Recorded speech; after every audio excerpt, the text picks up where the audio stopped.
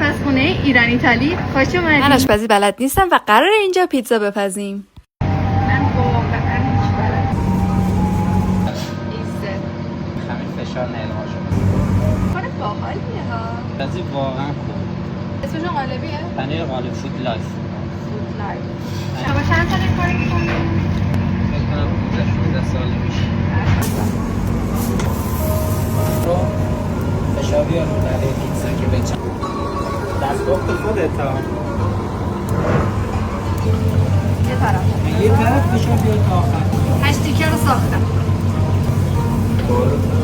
یه زنگم بزنم دلم خوش باشه.